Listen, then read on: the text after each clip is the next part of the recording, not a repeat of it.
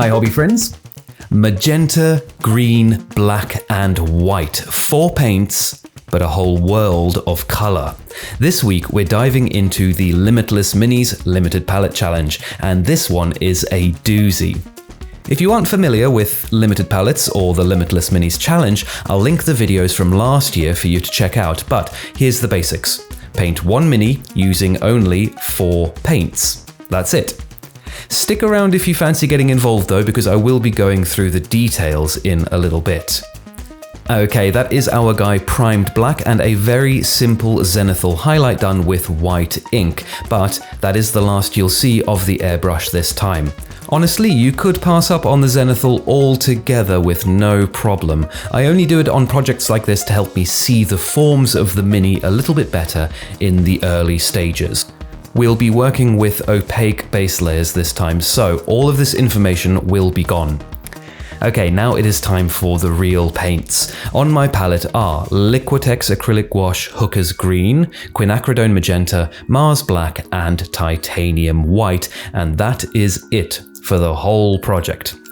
If you're interested in upping your color theory game, both the bookish know-y part and the practical application, I think there is no faster and better option than having a go at a limited palette challenge.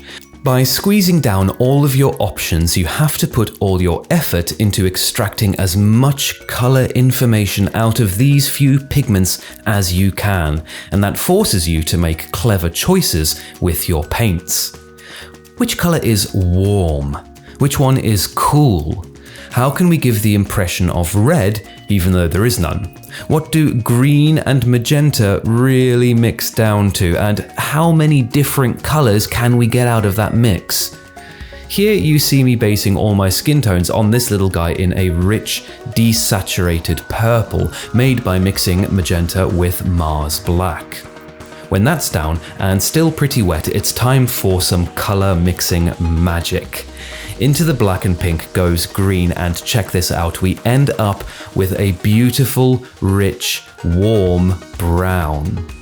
Because Liquitex's take on Hooker's Green is particularly yellowish, and because between magenta and warm green on the color wheel we have yellows and oranges, and because ultimately warm brown is just desaturated orange, well, we end up with a lovely, even realistic skin tone from, of all things, magenta and green. The devil is in the detail here though. A cooler green would yield, well, certainly not bad results, but definitely very different ones. As we progress with the skin tones here, it really becomes a game of how much yellow we can draw out of the green before we tip over into orcish territory. As you can see here, just a straight mix of green and magenta gives a lovely mid-brown, and by adding white and then adjusting for saturation with little bits of color here and there, we can really quickly build our highlight colors. This particular palette I'm calling Magic Earth for the purposes of the Limitless Minis Challenge. The thinking this time is, unlike last time, to build the palettes off of complementary or near complementary colors. As you can see on the color wheel, green and magenta oppose each other, which is what defines a complementary pair in color theory. This affords us the biggest hue contrast possible, but also means we fall quickly into dark and muddied tones when we mix. By scooching the green around into the warmer area a little bit, we maintain a little more saturated space in our mixing gamut. Not to say there's anything wrong with more complicated colors, quite the opposite. I love the strange and subtle things you can draw out of mixing paints, but having a little more warmth in the green does make this palette a little more practical to use, I think.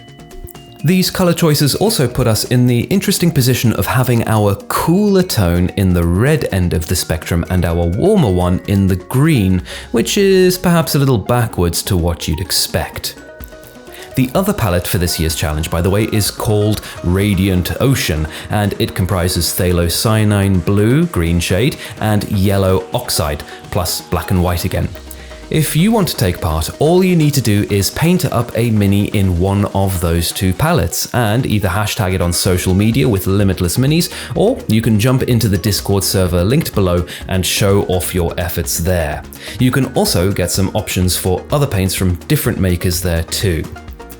As you've been seeing in the background here for the shield, I wanted to see how far we could push the yellow tones. And on all this trim, I've gone with a greenish grey.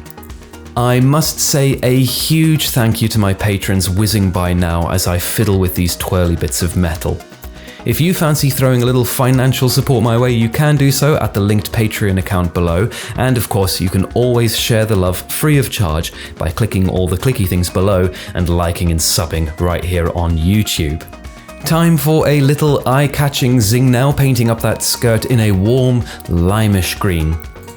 It is hard to let go of that lovely muted feeling though, so even here I mixed in a little bit of magenta and white to soften the full saturation of the two pigment green. A simple addition of white and some volume sketching and the skirt was all done. These Limitless Mini challenges are all about fun, speedy experimenting for me, so I like to keep things loose and expressive. Overall, I think this guy was 3 or 4 hours painting over the course of one day. The last big thing to get done is that wibbly wobbly sword he's using.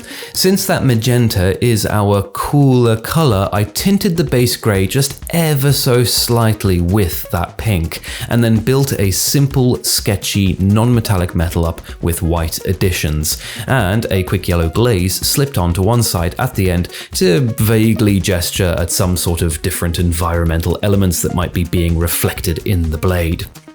And that was that. 4 paints and about as many hours, and this is what we got. I'm really pleased with just how rich those skin tones look here. Against a black background, you can really see the magenta undertone shine through, but without being too lurid, I hope. But what do you think? Do you fancy giving the Limitless Minis challenge a go? Let me know down below and follow the links in the description to join us over on Discord. Cheers for watching, and I will see you next time.